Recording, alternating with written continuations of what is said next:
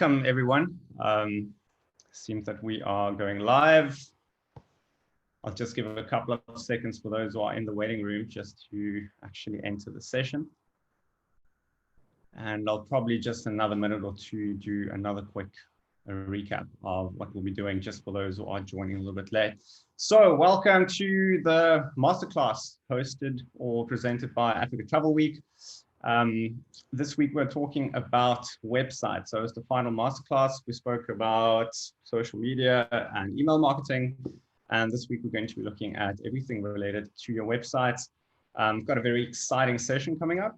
And thank you all for joining and for being here. So first of all, just thank you again for Africa Travel Week for giving this platform for us.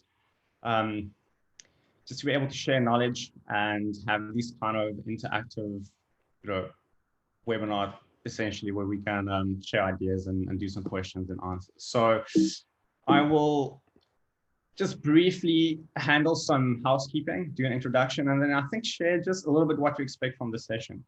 A little bit about myself. My name is Peter Fabricius. I am one of the founding partners of a company called SpringNest. SpringNest is essentially a website builder and hosting platform specifically created for the tourism trade. I started the company about 8-9 years ago, probably with my partner, Neil. SpringNest's vision was really at that stage to create a simple and affordable way for tourism brands to build beautiful websites, but also to maintain those websites themselves. So we're not an advertising agency in the traditional sense. We help companies set up beautiful websites and then present the tools to them to kind of take ownership of that and market themselves better. So apart from SpringNest, I also work as an independent consultant, specifically in the field of tourism and travel. So I've had the privilege to work in many countries with both public sector and private sector tourism brands, usually in the form of training, capacity building, and workshops. Worked with the Nepal Tourism Board and relaunching their websites after the 2015 earthquakes. I've worked with the Tourism Council in Bhutan, some pretty extraordinary and remote destinations and places that I've managed to work, and I have an absolute passion for the industry. I've kind of established myself in tourism and tech since I started my career, and yeah, just really passionate for where the industry is at the moment as well. So a little bit of practicalities. If you haven't jumped onto one of these before, I can't hear you, I can't see you. You can of course join the session, you can hear me, but there is the chat section and the questions and answers box that you can use. I'm going to do a Q&A at the end. So feel free to post anything in there. Chelsea from Big Ambitions on the call as well, so she might respond to you if you have any specific questions. And of course, you're very free to kind of come and go as you please. If you do want to stick around for the Q&A, you're welcome to do that. But if you have limited time, you want to jump off after the presentation, you can of course do that as well. All right, so just a quick, I think important to mention here is that the session is not about SpringNest, and you do not need a SpringNest website in order to use this knowledge. Okay, so the purpose of the day is really for me just to come and share some very practical advice. You can hopefully, or my expectation would be that you can use this regardless of your current situation, regardless of where your website is hosted or how a website is built. Ideally, I would love for you to leave today with some inspiration, some fresh ideas to take back, to your team, to your web designer, and motivate you to essentially improve your website or to put some new initiative behind it. We do, however, at the end, if you're interested, if you're sitting here today and you feel it's really time for a refresh, I need help, we are running exclusive offer as well for anyone who's attending this. So stick around towards the end. I'll share the link to that if you're potentially interested to have a new website built. All right, so the examples I'll be sharing will mostly be SpringNest sites, but again, you can apply this to your own situation as you please. Okay, so what's the format for today? It's just a really broad topic. I think we can essentially, in many of these points, do classes on their own. If we think about something like SEO, for example, we can probably do an entire kind of master class just on that. So when I was asked to have the session or to facilitate the session, I thought the most practical way to do this likely would be to give you like very simple to follow steps. So almost asking myself, if someone came to me now and said, Pete, I've got a website, how can I improve this? Or how can I make sure my website's kind of optimal quality or bring the biggest return for my business? What are the very simple kind of bite-sized piece of information I can give you? So that's going to be the format. I'm going to run through 6 practical tips. Some of them are going to be maybe new to you. Some of them might feel really old to you. Some of them might be a reminder to you. All right, but I'm going to try to average in about 5 minutes each so that we spend about 30 minutes in the content. All right, so I'm going to jump straight into this. If anyone's joining now only, so maybe you joined a bit late, hello, welcome. My name is Peter. We're going to be talking about your website today, and it's fantastic to have you here. And again, thank you again for Africa Travel Week for this platform and giving us the opportunity to kind of share ideas and to collaborate. Okay, so first tip. And keep in mind also after each one of these sections, there's going to be a slide that says, for you kind of to take action or get practical. It has like a big rocket on it launching. When you see that slide, that's really when you want to take note and take this knowledge and essentially put in your own context, right? Okay, so the first step, I want to talk about budgets, because before we think about anything practical and how we need to market or build your website, budget is a really important factor. And it's probably the question that I get most often with new businesses or businesses who want to revamp the sites is, how much does a website cost? How much should I be spending? When am I getting ripped off? And if I pay for a website, how much should I be spending on that? All right, so web design in itself essentially is quite an expensive trade. If you think about it, there's a lot of moving parts. There needs to be content on it and content production and photography. And then actual web development is quite a rare skill. Right, so if you have to get someone to actually code that website up and develop that for you. So it is, on the one hand, kind of an expensive industry. And on the other hand, we've got this kind of environment or ecosystem or market essentially existing around template-based solutions. So WordPress, for example, or website builders, Spring.net, for example, where we're taking a lot of those elements and saying, well, we want to make it more affordable, or it can be more affordable to have a website hosted. So unfortunately, there's no magic number I can give you to say this is what you should budget for your next website or your redevelopment, okay?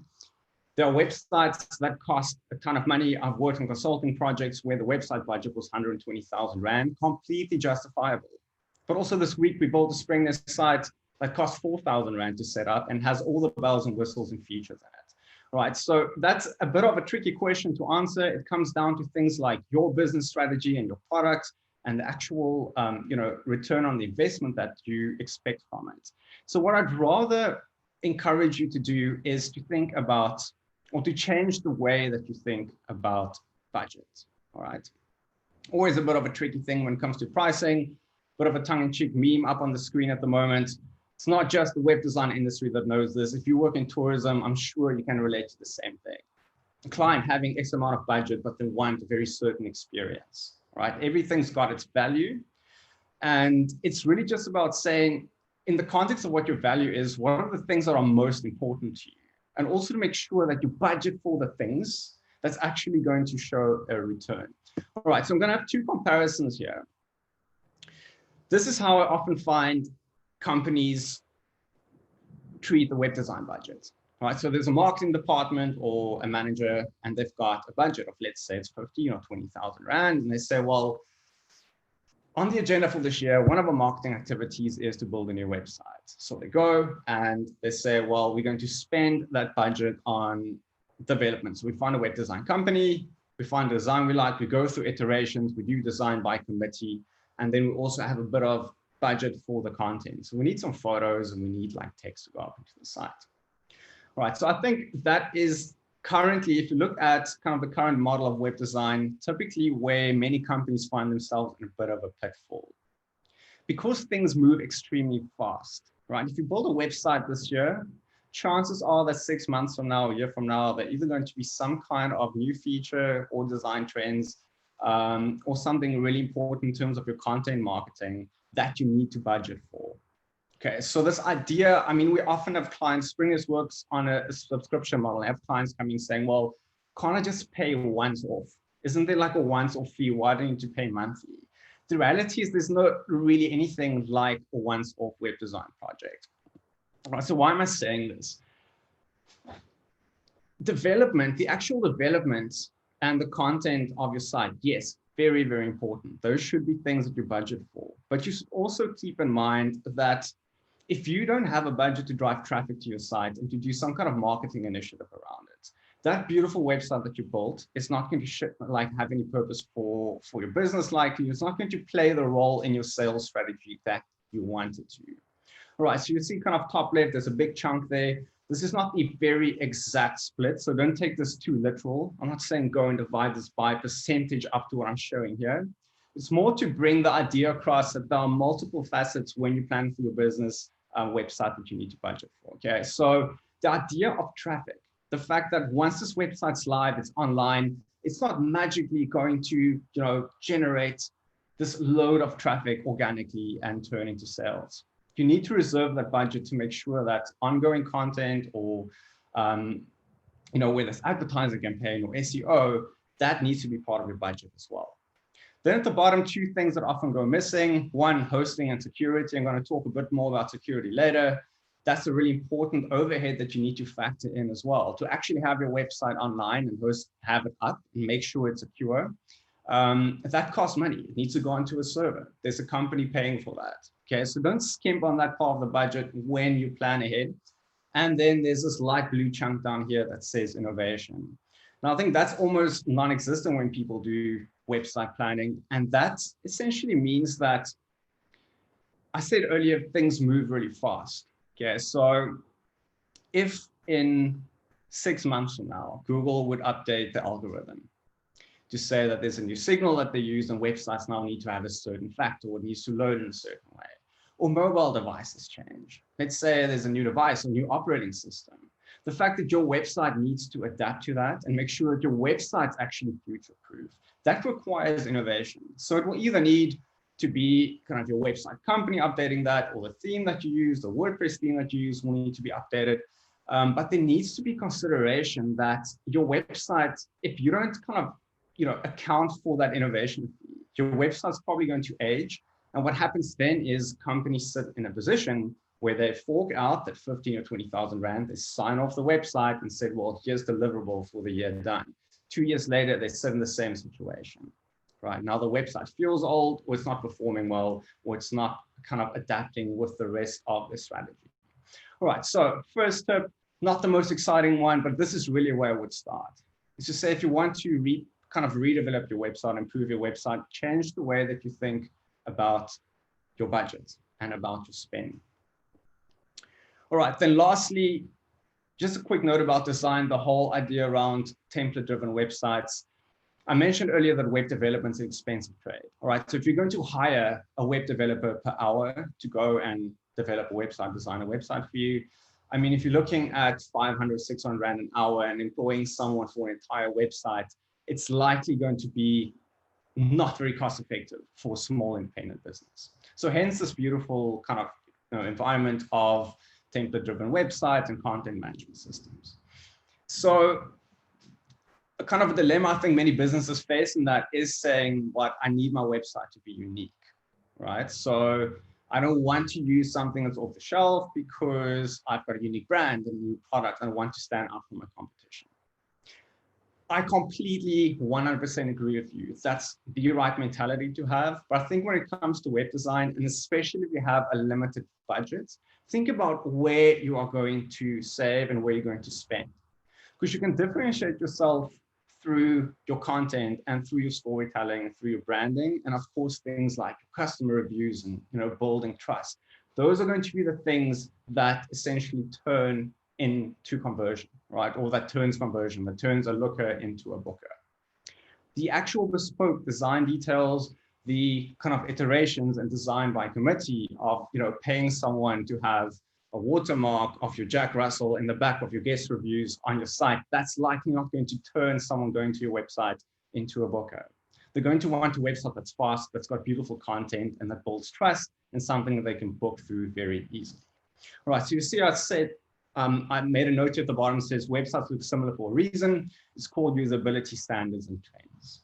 right? So there's also a bit of risk of trying to go too far out of the box. Of course, this is contextual. If you're a very big brand or a very kind of upmarket brand, you've got a fantastic marketing budget and a great branding team, by all means, something bespoke and custom is going to work for you. It's going to make sense for you.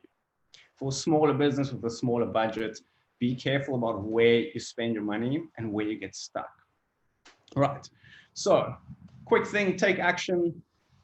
From here on forward, I think best thing is to review the performance and the return of investment on your site. Actually think about how much business you can generate through your website, how much revenue that can maximum bring into your business, and define a budget for that.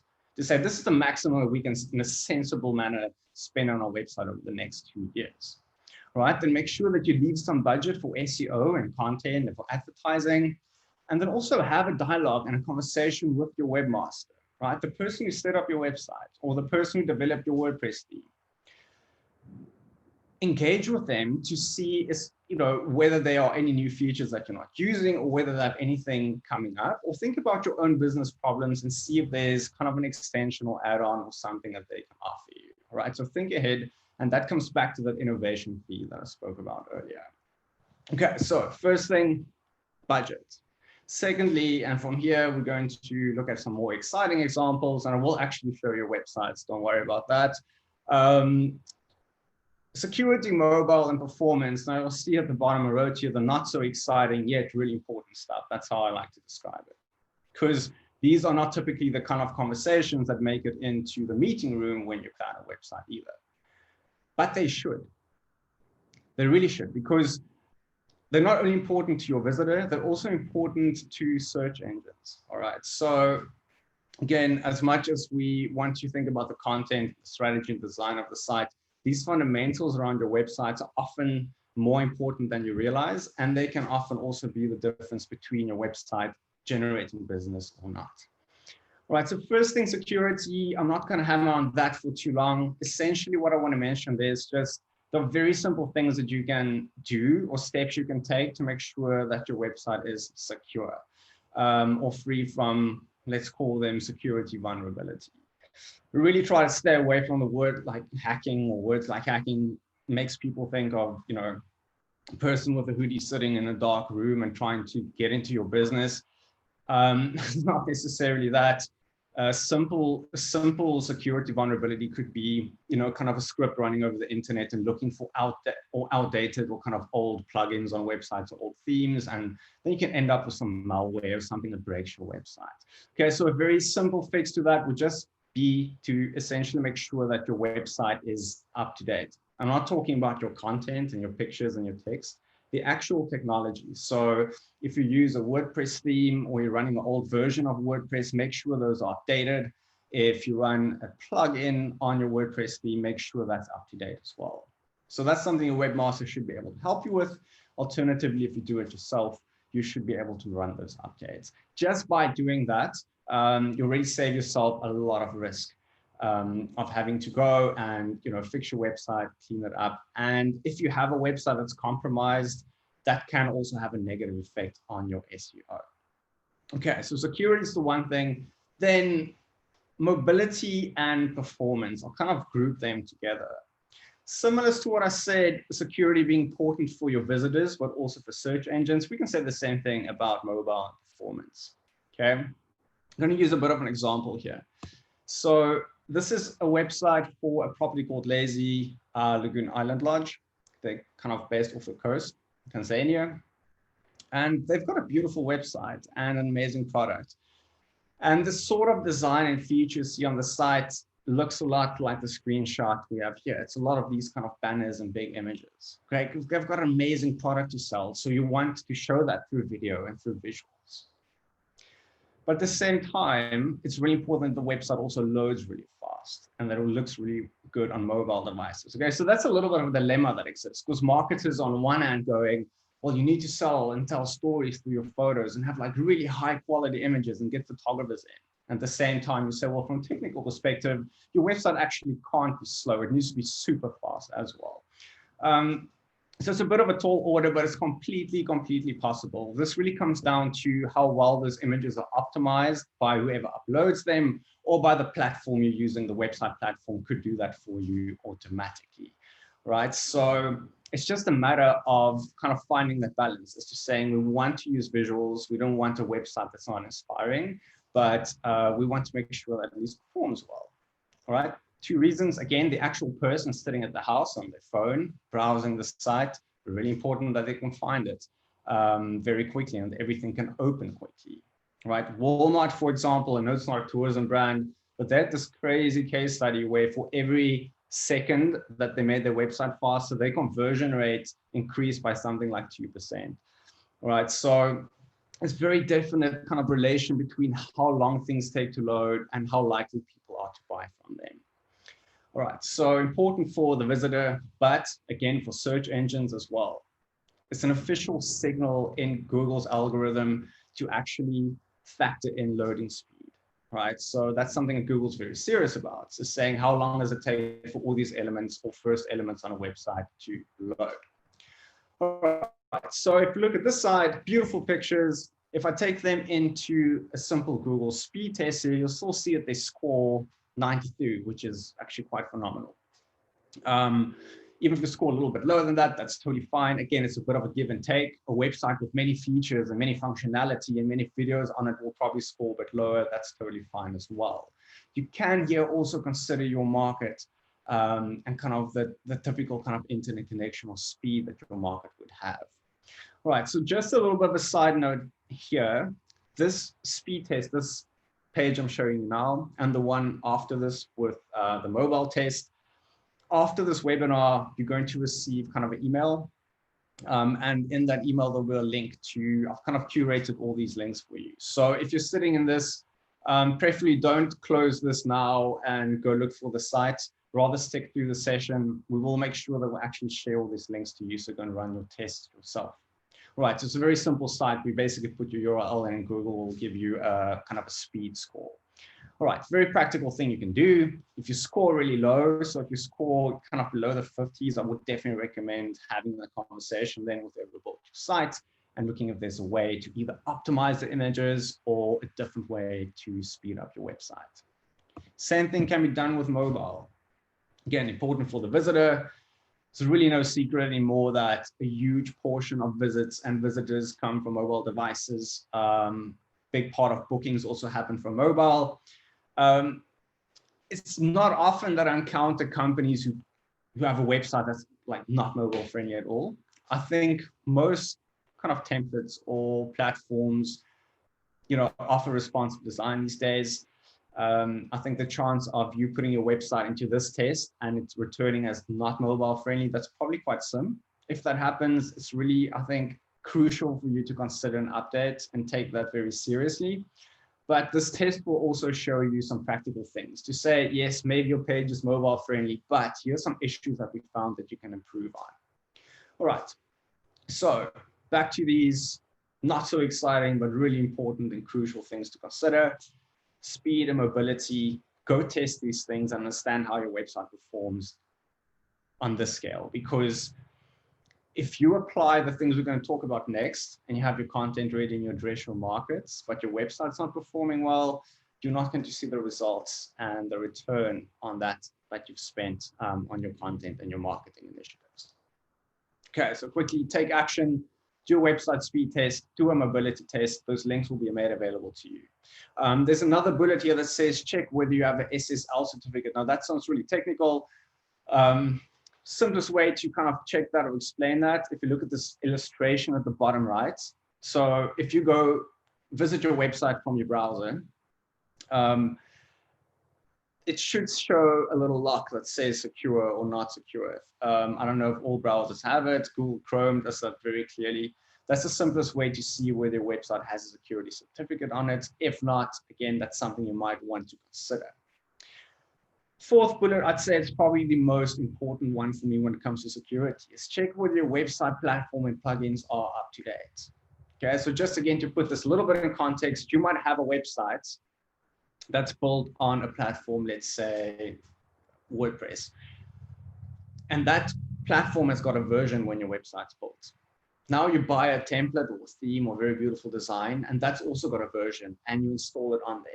And then you add these plugins on here. So let's say a chat plugin or Instagram feed plugin, and those are versions. So as these things age, there's potential for some of them to not be updated or not be compatible. And that's when you start having, security vulnerabilities or issues or even performance issues. So the simplest thing would just be to double check either yourself or with your web host or your webmaster or designer, just to make sure those things are up to date. Again, not all platforms need this. If you use kind of an off-the-shelf builder, like at Spring Nest, this is all kind of done automatically. Same with Squarespace or any kind of website builder, these things are kind of taken care of. A huge advantage of going with such a platform. Last one is just a little bit of a general opinion is around passwords. So I think many companies who work with multiple suppliers, so you have got a social media manager or website manager or content writer, please be mindful about your passwords and how you share them.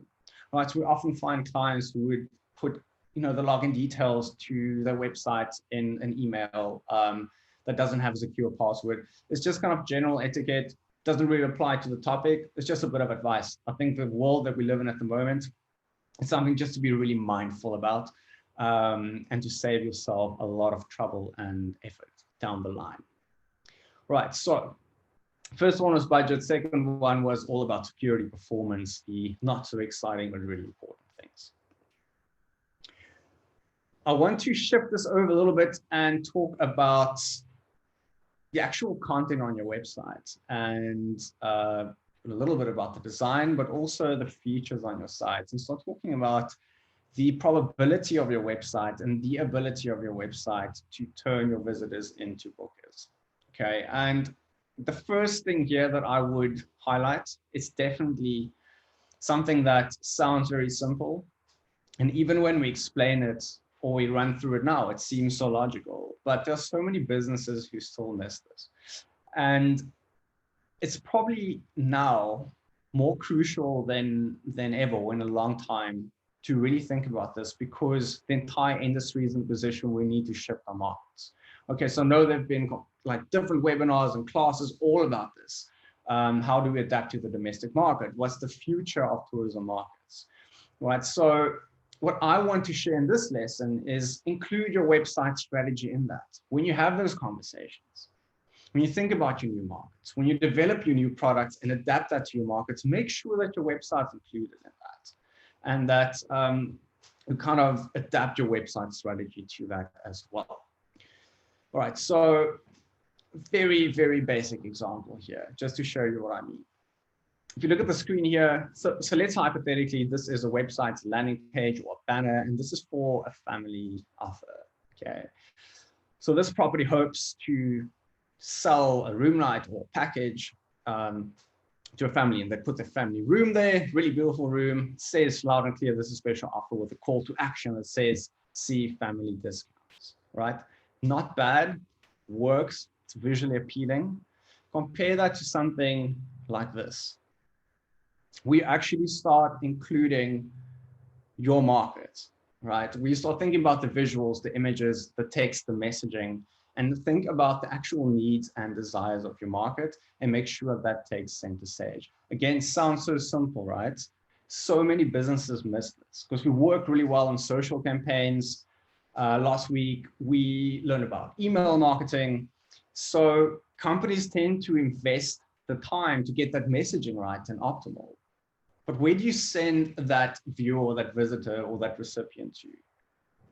Your website, right? So what is the page and the message that you show them once they've interacted with that content? So really important, it's something that can actually not, or doesn't have to take a lot of energy and effort from you. But the idea of creating very strategic marketing campaigns, but sending people to very bland or generic or the same kind of home pages or landing pages that you've had forever, that's probably costing you some conversion as well.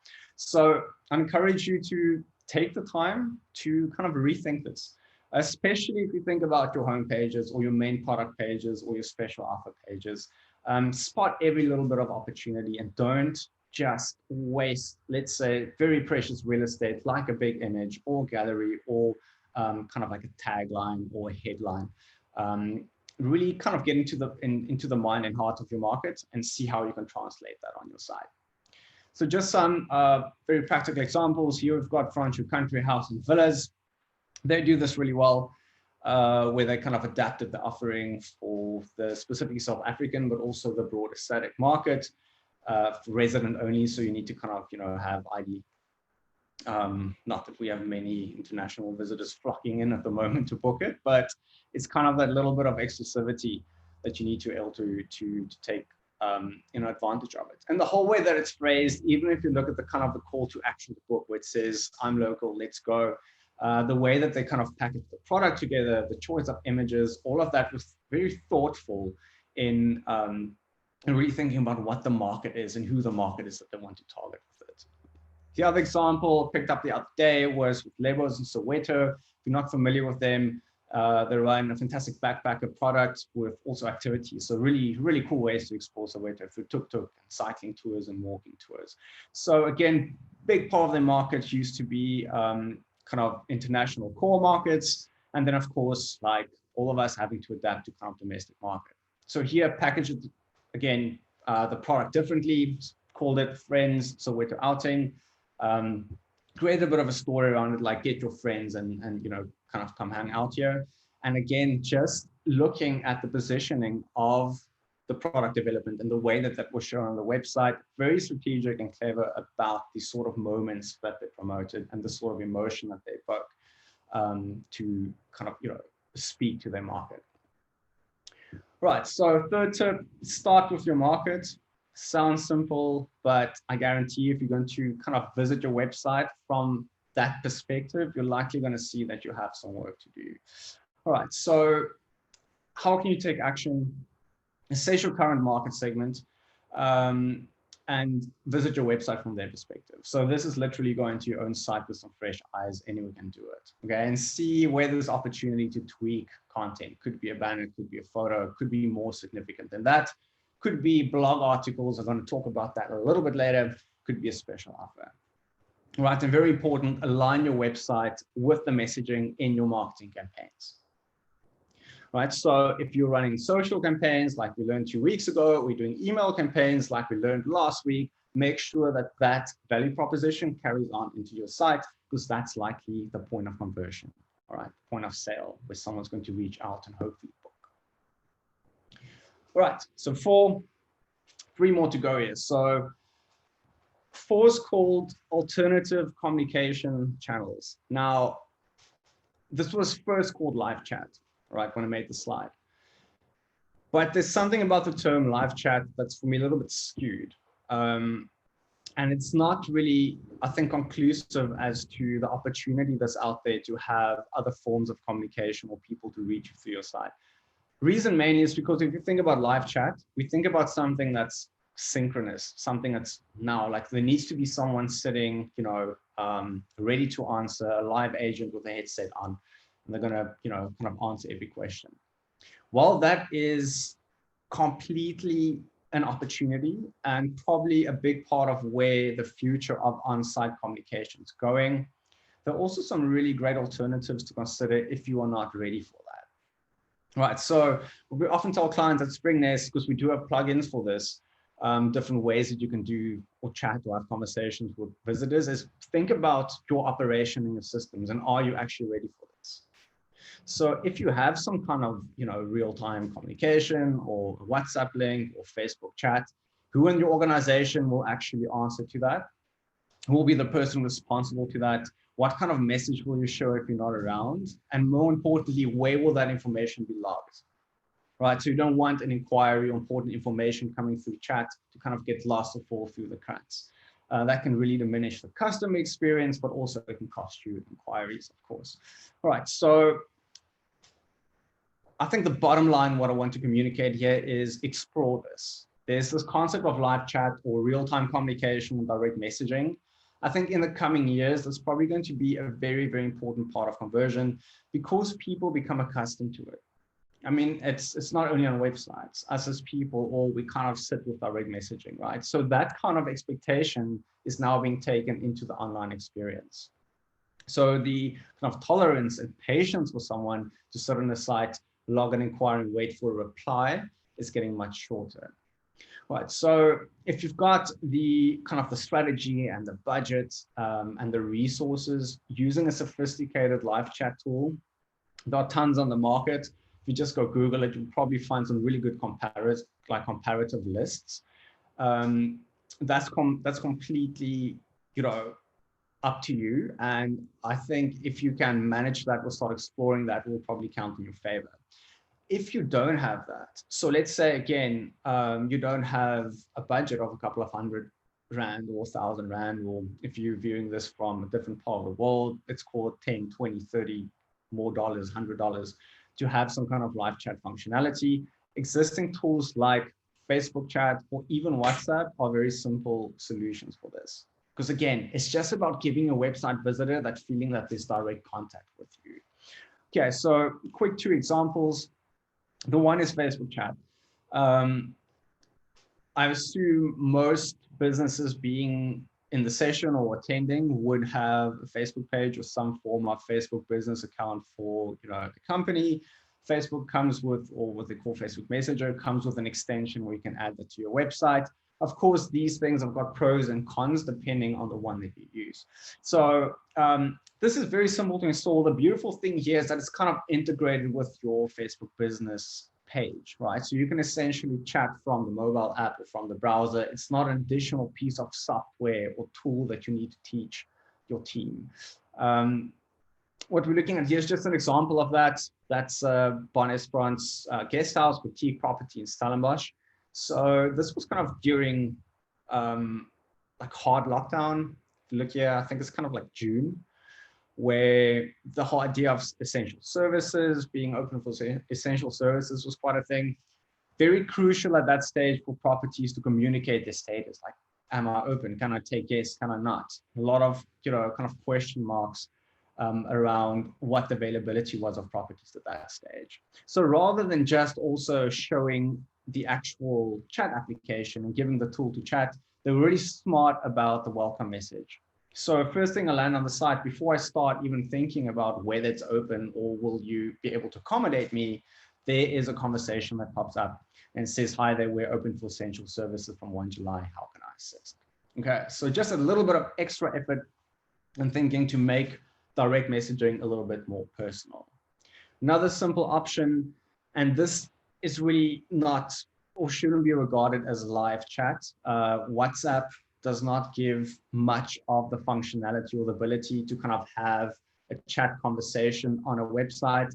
It will just prompt your website visitor to start a conversation with you in WhatsApp. So if they use this kind of chat on your site, they'll be redirected and that conversation will take further, place further on their mobile phone or their WhatsApp on their computer. But still, the effect here is that there's an action or an icon or something that someone feel, well, rather than sending email or calling, here's a point of contact that's more personal. So we have got Lazy Lagoon again, very simple, neat little WhatsApp icon at the bottom right, constantly floating there. And through this, someone can start a conversation with the reservations team very simply. All right, so alternative communication methods or channels, also known as live chat or similar tools. How can you take action? So again, start with planning. In the resources list I'm going to share with you, you'll see that we published an article in Spring This Academy about, is live chat good for your tourism business or not? So it's kind of asking those questions as to, before I just install tech, like that should be like signing up for a free trial and adding a chat widget to your website.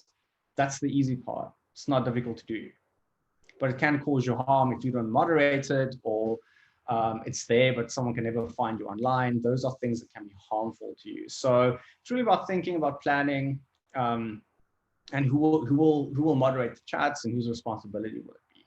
And from there, I would encourage you to check out some options, like do some research. Again, WhatsApp buttons, those exist, Facebook chat's available, but there are some really intelligent and really cool chat tools out there. There are even like chat bots, which is an entire different world. Not going to get into that now, but yeah, I think have kind of that take that freedom to go do that research for yourself, and also look at the pricing tiers and how that would scale for your business. And then lastly, sign up for a trial, test it out, and craft a welcome message. That kind of message that pops up. So if someone lands on your site and it says, chat with us, versus, again, treating it as a bit of a welcome mat for someone to say something about your property, to invite them to speak to you, or to answer a question that your market might have, that could have a really big effect on whether they will actually engage with you and start a conversation.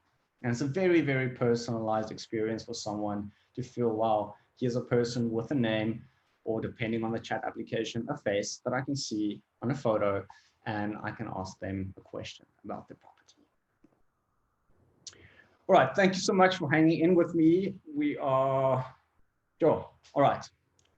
Probably pick up the pace a little bit from here. 2 points to go. I'll take them as quick as we can. If there's anyone who is really kind of struggling to keep up with the pace, or there's something that wasn't clear, please put that in the chat. I'm not going to look at that right now. I'm just going to power through these next few sections, but I'll gladly look at that at the end, and then we can repeat it. Okay, so almost done, 2 left to go. This is probably a bit of a new term. It's called conversion assist. Perhaps you've learned about it, heard about it. There's different names for it as well.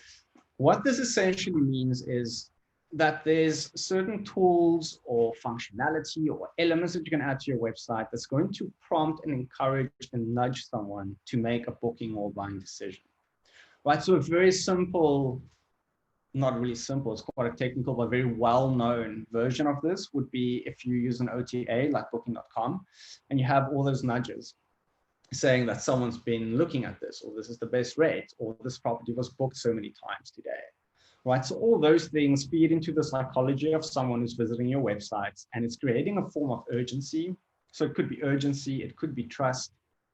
It's essentially just playing on their behavior and emotions to drive them into your booking funnel and to hopefully get them to make a booking decision with you. All right, so ton of products on the market offering this. I think the most simple ones that you might have seen or probably have on your own website would be things like pop-up messages, giving a clear pop-up, or like a sticky bar, notification bar dropping down, little like labels or things, popping up. At the end, I'm going to talk about the risk of what we call kind of content or call to action fatigue. So again, a bit of a double-edged sword here. These things can be so effective, but if you're like me and you land on a website and there are too many prompts and everything's constantly popping up, that can also become annoying and actually drive your visit away. So important to be tactful about these things, but again, it starts with a bit of a dose of hard reality.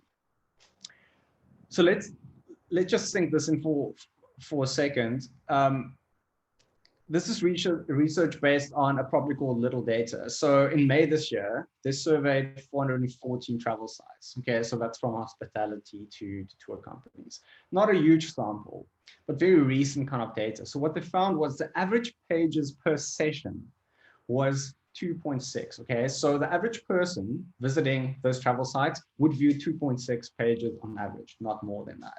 Okay, so that also in some cases included the actual booking process and booking engine.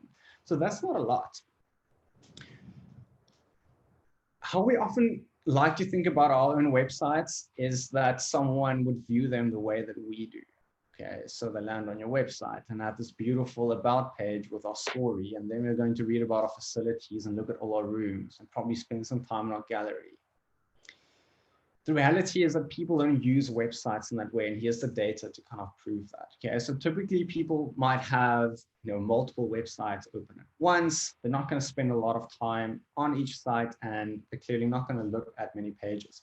So this kind of comes down to 2 fundamental things, is that firstly, you have limited attention span of someone and time with someone when they're on your sites. But secondly, also, you should be quite smart about the actual space, and each page that someone visits should potentially have value or lead to a booking. Okay, so that's why this idea of conversion assist becomes really important, because you're competing with other websites and other products, and that kind of behavior or methodology is becoming more and more kind of popular online. So I'm going to run through just a very quick case study here to put this in practice. I realize this idea is a little bit like abstract, or maybe for some of you it is. Maybe this is not new to you at all. That's awesome too. The example I want to look at is from a safari lodge called Kasiri Drift. Okay, so if you are from outside a region, you're not that familiar perhaps with it. Kasiri is kind of it's a private reserve or nature reserve in the greater Kruger area. And this is where this lodge is located. So what I want to show in this case study is how they use this idea of conversion assist or prompts to kind of amplify a special offer that they were running. All right, so here's the special offer. It's called Flat Friday. It's kind of based, I think, a little bit on the idea of Black Friday. It's a flat rate, quite a clever kind of spin on an offer. Again, targeting the domestic market, right? So beautiful landing page, great photos, optimized to convert. But if you look at this arrow at the top, that's where this offer can be found on the site. So if someone landed on the site, if they did not go to the offers tab, first of all, found that, looked for it, clicked it, and then found this offer, they wouldn't be exposed to this amazing deal or this content. All right, so this is the first place where it lives, but they're not relying too much on the person following that route. Again, 2.6 pages on average, no guarantee that someone's going to end up here. So when you open up this site, kind of on the first time you essentially load the website, they also created this kind of pop-up message. So it pops up a couple of seconds in, the same offer, again, using photos, stirring emotion, communicating that value straight off the bat when someone lands on the site. It's a nice call to action to either continue to the website or to view the offer. Did not stop there. They also do throughout the entire website, any page that I land on, any section I kind of navigate to, got this bubble floating bottom right that says exclusive offers. So a little bit of a reminder, again, creating that urgency, saying here's something that requires your attention or something that has got value for you. When I click that, kind of draw or shelf shift open on the side. Again, this is a very bespoke springless feature. This could look different in your case. Like you might have a different pop-up editor or different, I don't know, notification bar that looks different. It's the principle that really matters here. It's about grabbing that attention from your website visitors in the right ways and communicating that value to them in many different ways, but again, without becoming overbearing. All right. And then lastly, just want to point this out in the very, like specifically to the current environment and climate that we're working in, where health and safety is really a hot topic at the moment, kind of coming out of this almost a little bit of a limbo where all website communication was about whether we're open or we're not open, or now, we're going to be open, to now saying we are open and we're open for business, but health and safety and showing your visitors that you care about health and safety and you've got these measures in place, that's really important too. So love what they did. They have the little health and safety badge there. As a visitor lands on it, it's quite discreet, but it's just building that little bit of confidence to say, here's a product, we've got offers for you, but also we're committed to your safety. And from there, they can click through and see all the measures that this company is taking. All right. So this was the second last one more to go. Just quickly, how to take action here.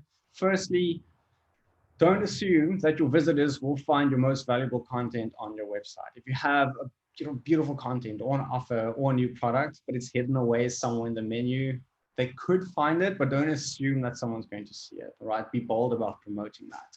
And then highlight it. Could be top banners and sliders. It could be a pop-up, could be any kind of nudge or little label. See what's available within your website framework, but think about how you can leverage that. And lastly, be mindful of call to action fatigue or called content fatigue. Too much of the stuff can also be a bad thing. Can become overbearing. Also, think about detailed things. Like if you use a pop-up editor, if someone closes that, they should not see that again every time they open a new page. They will leave.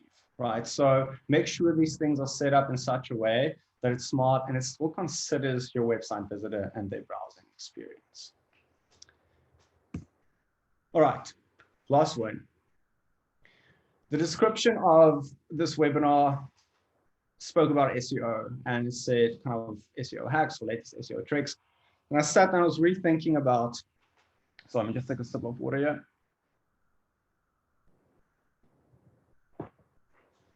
So we're thinking about how do you address SEO in this format? If I have a couple of minutes, we've got 5 minutes or less. What do you say about SEO? Because again, this is a really deep topic. Anyone who's kind of done some self-study or aggressively doing SEO on your site, you'll know that things like keyword research and really tracking your results and all kinds of factors that contribute to SEO. So I was thinking if I can give anyone in the session in this current day one piece of advice, as to say, well, if you take this away, here's a smart way to think about SEO. Here's maybe a bit of an opportunity without embarking on a whole process of spending too much budget, something that might bring you results. And that's built on this premise that quality traffic is better than just volume, right? So a lot we can say about this. Targeting niche keywords, wanting to show up as someone who's actually looking for your product rather than someone universally searching for lodges or hotels. I think that most properties have now kind of have their heads around. But how do you actually put this into practice? And what can you do after today to say, well, here's an opportunity for me to probably drive some nice organic traffic that could lead into a booking? And it brings us to quite a traditional concept in marketing and sales, and the funnel, right? The sales funnel. Many variations of this about bookers' behaviors and how people think and actually react. But in this case, I'm going to use the most traditional sense of this, and that's the fact that there's a sales funnel, starts at awareness, and it actually is the buying decision or the purchase kind of happens at the bottom, right? So there's this process that someone goes through. So I want to put this quickly in SEO terms. Just as an example, I want to show you one kind of practical case where this worked. Then I'm going to just quickly summarize, 30 seconds, and then we're going to go into the Q&A. Okay, so SEO in the context of a sales funnel. So if we look at the bottom of this, right? So when someone's searching to make a booking, here's a person who knows what they want. They know when they want to go, they know where they want to go, they know what they're looking for.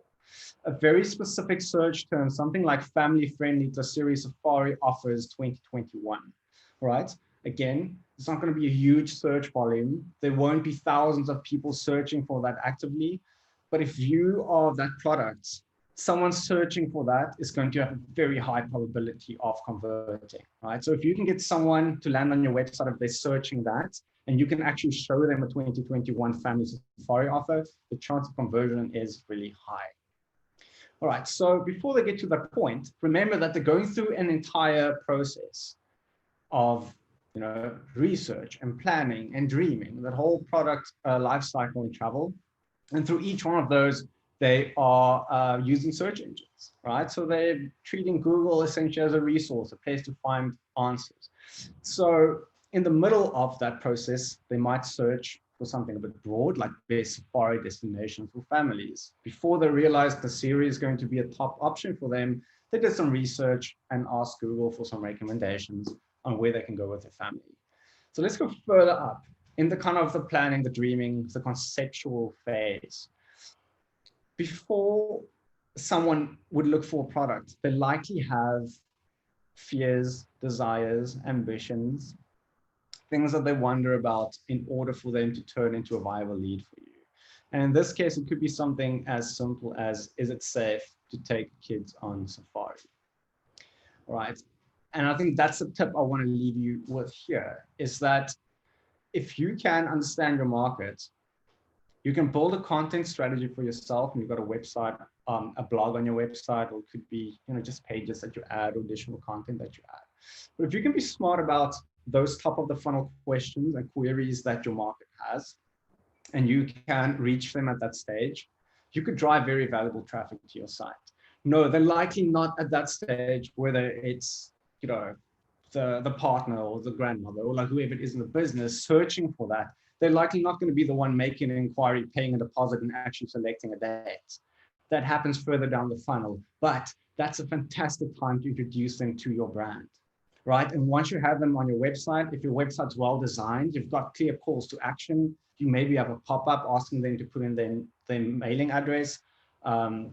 to get exclusive offers. That's a fantastic time to kind of grab their attention, have an interaction with the brand at least.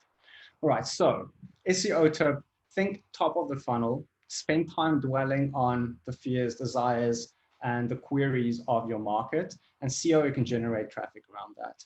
Very simple example here that I want to share with you is from a company called Simeon Eco Tours. They're based in Ethiopia, do fantastic eco tours, cultural visits. Ethiopia is just a mind-blowing place. When I went through the site, I just kind of got connected a bit with the actual product offering that's and how diverse things are. And they kind of focus on a market that's very eco-aware and is looking for cultural experiences, but also an adventurous market, right? So they will really package a fantastic adventure product. So what they did was they wrote this article. If you look at the date, it's even like quite recent. It was in September. And I mean, traditionally, content takes time to rank and actually be indexed. So this was fairly recent that they published it. It's simply called 11 of Ethiopia's best outdoor experiences. It's on their blog, very well written. I think they did this in-house, actually, the actual writing, and then that photos from the tours that they put in. So by doing that, if I search from Cape Town, top Ethiopia adventure experiences, look where they ranked. Okay, so that's quite a niche term, I realize. It's not, again, going to be a load of volume, but it's so specific to what they offer. And it's something that someone who's at the top of the funnel might be looking for before they actually ready to back to book a package or a specific tour. They probably want to find out what they can do. But here's Simeon Eco Tours, a very independent, quite a small tour company with in-house marketing for the most part, ranking between Viator, TripAdvisor, and Innsbruck. Right, for an article that's not boosted, it's not paid for, it's not Google ads running, it's a little bit of content marketing, but to understand their market and their needs, and understand what their market's going to be looking for, and they took the time to write it. All right, so that's what I want to leave you with.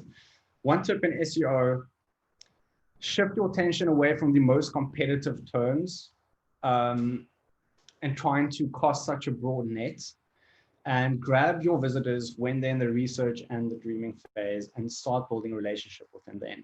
Then take the advice that you got from the previous tip about conversion assist and think about what nudges and what kind of messaging and calls to action you can add on your website to make sure that when they read that blog article, they actually want to stay in touch with your business so that you can target them later. Okay, so quick last take action here. First, analyze your market. You can't do this. You can't take this approach if you don't understand the market. Okay, so that can be your own research. It can be maybe you've been in the industry for so long that you really know your market well. Maybe you are kind of delving into the domestic market for the first time. This is all new. Start with the research. Think about the fears, the needs, their desires during each one of those stages. Okay, then shortlist series of topics. Write this down. Can be an Excel spreadsheet, whatever you like to use. But start kind of writing these concepts down and formulating kind of headlines and blog concepts and topics from it. And then develop a content plan around that. So again, maybe you can do that in-house. Maybe you've got a content writer. There are fantastic, fantastic content writers, especially if we think South African context. Fantastic, phenomenal writers who you can hire. Many people freelancing at the moment. Join kind of relevant LinkedIn or Facebook groups and connect with these writers to kind of have that quality of writing, interpret these topics on your website. Many of them would also probably know some SEO theory, know how to write for search engines. Define a budget for that. Okay, so start with your market, but then actually turn this into a content plan, and not once, 1 month. Think for 6 months to at least every month or every second month, publish this valuable, fresh content on your site. Keep in mind, just a side note, SEO does take time. A lot of technicalities we can discuss around that, but if you publish organic content on your site, you should not expect overnight results or spike in traffic or inquiries, okay? It can take anything from, a month up to 6 months for you to actually see that. So be patient with it, but think about it as a long-term strategy and activity that you can generate very, very valuable traffic. All right. Well, all right, so we used an entire hour I've no idea what the numbers look like at this stage. I hope some of you are still around. I totally understand if some of you had to go. This is just a summary, and then we'll do questions and answers for those who are still in the session. All right, so just quick in summary again. First, spoke over budget, rethink your budget, or not rethink your budget, but think differently about your budget, or rethink the way that you rethink about your budget. All right. Second one, security, mobile, performance, the not so exciting yet very crucial things. Do those tests, see how your website's performing, and address that with your web provider. Then speak to your market segments. Think about the content. Do you align your website content with your social media campaigns or email marketing campaigns? What are those banners, the text, the message that you're currently showing? Does that align with the needs of your market? We spoke about conversion assist, those nudges, the things. Think about the Siri drift. They have a special offer, but they also had all these ways that they introduce it to someone as they visited the website. Also spoke about, completely forgot to add it here, alternative messaging, live chat, right? Future of website communication, explore options there, maybe install a chat app, a free one like Facebook to your website, start trialing it out. And then lastly, top of the funnel SEO. Start doing that research. If you think about SEO, go for the less competitive terms, but don't only go for the bottom of the funnel. Don't try to rank every time for when someone searches for a product ready to make a booking. There's an entire process before that they're also using Google, looking for answers, and that's a fantastic time to connect with them. All right, so to confirm again, the links to those Google tests that I mentioned, they will be shared after the webinar. I've also added some links to SpringNest Academy in there if you want to read up around that. I said very clearly in the beginning, this was not convincing you to move to SpringNest. You'd be able to use this knowledge or hopefully use this inspiration regardless of what you are using as website platform. However, if you're sitting in the session, you are feeling that it's definitely time for an upgrade, your website's in dire need of an upgrade, you need a new website, we would love to hear from you and work with you. We've actually created a dedicated offer for this webinar series. So we're offering 25% off a website setup for anyone who attended today. So all you need to do to take advantage of that is go to this link on the screen, springnest.com/ATW, Africa Travel Week, fill in your details, and someone from our team will reach out to you. All right, we'd love to work with you, and be sure to take advantage of that if you so please. If you don't want a website, if you're sitting here like, well, Peter, I'm happy with my website, I don't want a SpringNest website, there are still ways that we can collaborate. There's still ways that we'd love to interact with you. First, on the left, SpringNest Academy. It's a resource portal that we have. We publish guides and all kinds of things there, helping tourism entrepreneurs grow and grow their digital skills. Just go to springnest.com, look for Academy at the top, visit it, bookmark it. Ton of advice that you'll find there. It's free and it's accessible for you to use. If you're here and you're not a tourism business, if you are an actual marketer or you're a content writer or you run a marketing agency, I'd like to encourage you to go to gurus.springnest.com. If you feel that you can add an additional service to SpringNest clients, so remember, we're not an agency. We don't write content and do SEO. We provide the platform. So if you're a content writer or photographer, please, we'd love to consider having you as a SpringNest guru. So these are preferred service providers that we have. So if a SpringNest client says, guys, I need someone to do a virtual tour for me, or I need a video, we would love to recommend them to someone who we know would offer a quality service. So those are gurus. Go to gurus.springnest.com, fill out the application. Hopefully we can list you and we'd love to work with you. Fantastic. Good. So first of all, thank you for everyone's patience so far. I think what I'm going to do is just stop the screen share. So you should now only be seeing my camera.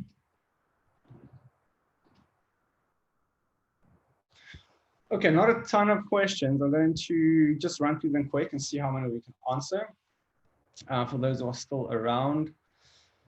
All right, so the first one is to share my contact and phone number. All right, so Kirsty, the best way to get hold of me would be to email me at peter@springnest.com. springnest.com, or to go to springnest.com and fill out the inquiry form.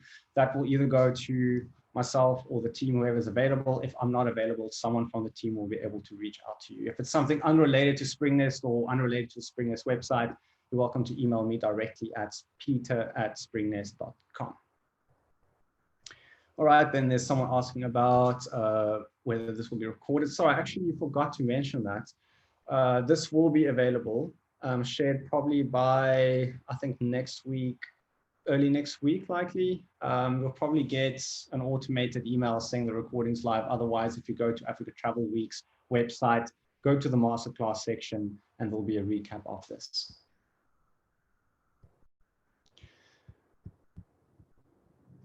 All right, Candice asked if the WhatsApp widget is a free plugin. Candice, if you're running on Springnest website, yes, very simple to add. If you're running on a different website platform, yes, that should be available to you. I know that there are probably paid versions of it, but I think most website platforms would have, I know WordPress, for example, would definitely have plugins for it. I know Squarespace and other builders probably also. So yeah, to answer the question, I actually haven't come across a paid version of a WhatsApp widget. Mostly they're free to install. But maybe just check what's included and whether there's a catch, that it's not something that kind of runs adware or that's got a different revenue model behind it. But that should be something that is quite simple to access and use.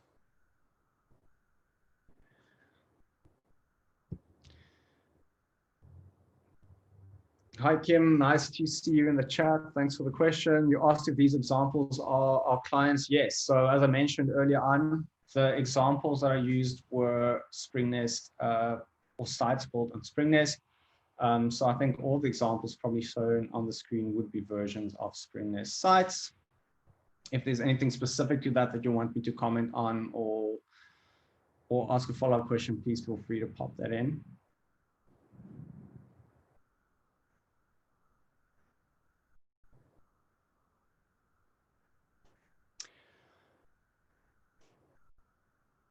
Domiso asking about recommended hosting companies. One of the most recommended hosting companies I want to switch or move from Athrehost. All right, a bit of a tough one here. I'm not going to, I think, on this platform, recommend anyone specific or recommend anyone to move away from Athrehost for a specific reason. But off the top of my head, again, in Springnest kind of perspective, it's a bit unique because we have an entire hosted solution and we host with servers in the States and in England. But I think in South African context, if you have a website, you're looking for a new provider, someone that I've had good experience with so far is a company called Xnilo. It used to be called Hetzner. I know they're really popular. A lot of people host with them. So that is likely someone that I can freely recommend without much hesitation. But that's my personal experience. That's not kind of from a business perspective necessarily. Justin, I'm just reading your question here quick.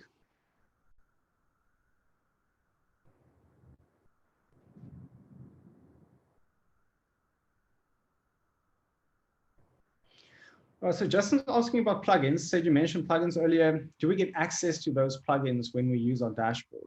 What kind of flexibility is there when wanting to add extra extensions, plugins? Justin, there would be useful to know what platform you're using. Again, I can talk from Springnest perspective. We have a set kind of amount of plugins available, what we call widgets. They're kind of off the shelf, where you set up and quickly install with a click. They all come with some form of customization to it.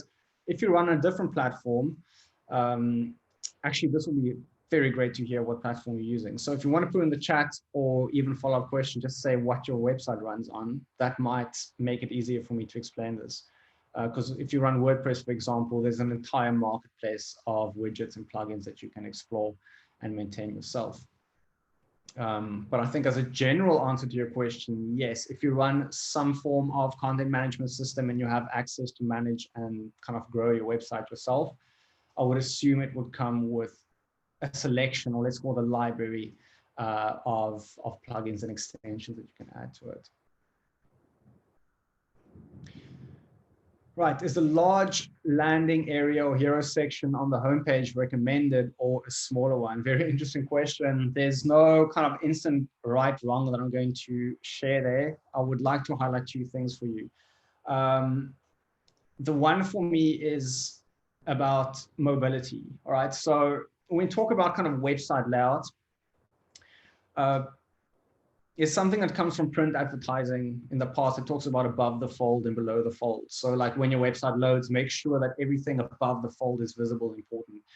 With the rise of mobile devices, that became less and less relevant, right? So if you think about a website viewed on a desktop compared to a mobile, you're probably going to see way more on a mobile screen. So that whole idea of above the fold and under the fold and a big banner or a small banner, that's really dependent on the device that someone's viewing your website from. Right, so know that this is not a yes, no answer, but that's really the angle I'd encourage you to take, because if you see in your analytics that half or more of your website visitors use mobile phones, they're probably not going to perceive it to be a big or small banner. They're probably just going to see, oh, here's a photo and some extra text on it. From a desktop point of view, there's really kind of no yes, no recommendation I'll give there. I would say that it would depend on your photography.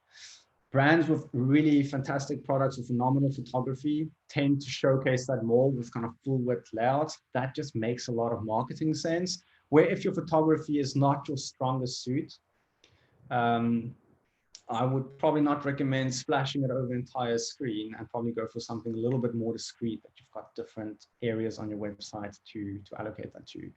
Last thing I just want to mention there, I mentioned speed earlier. That's probably something that you want to consider when you think about the size of banners and images, right? So how much, like the bigger an image would be, typically the bigger that photo would be, and the more important it would be for you to make sure it's optimized while exported in a way that it's not going to take forever to load.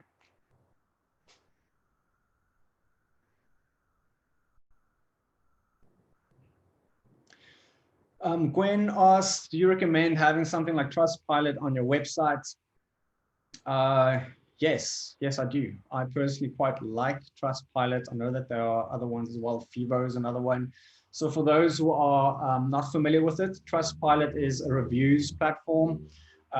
So it's not specifically for travel only. It's kind of a universal place where people can review a business. And the Trustpilot kind of score or rating system carries a lot of trust with people, especially in certain markets. If you think about the US market, part of the European market, having a Trustpilot 5-star badge on your website is probably going to mean a lot.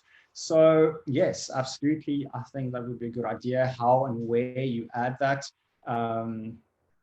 is completely up to you. I think put it in a place that will actually have impact, a place where you really want someone to, to build confidence with your website visitor.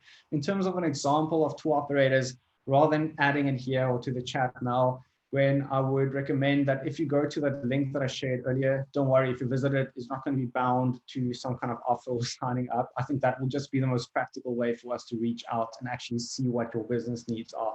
And then we'll be able to share case studies or certain Springer sites with you as well.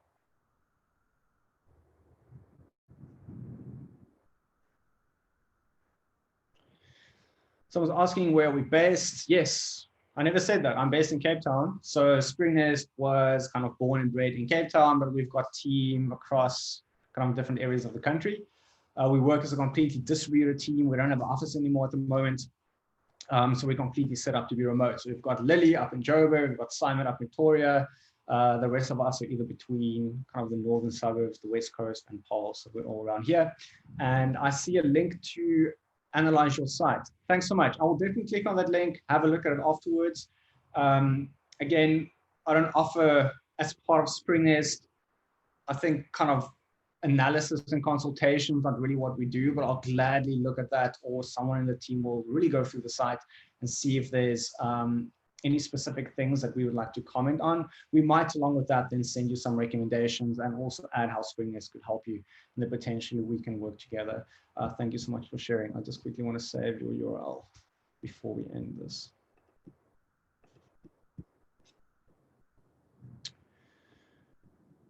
All right. It seems that those are all the questions that we had. I'll just hang on for another minute. If anybody would like to add anything else, I'm still around.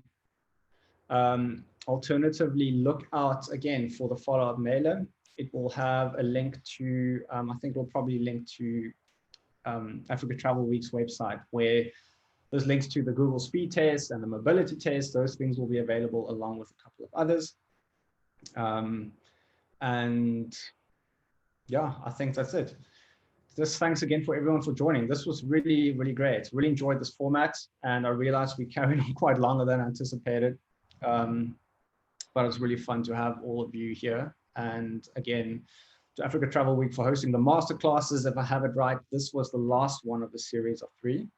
So keep an eye out for further webinars and future things that gets hosted. This is such a fantastic platform just for learning, like free learning. I know we're also exhausted by this idea of saying, you know, it's kind of in limbo, waiting for things to kind of kickstart and start up. But the reality is this is really a phenomenal time to actually invest in those marketing tasks and learning that we usually are too busy to do. So keep an eye out and keep attending. Great, thank you. So if that's it, I'm going to adjourn the session. And just to confirm again, my details. So my personal details are peter@springnest.com.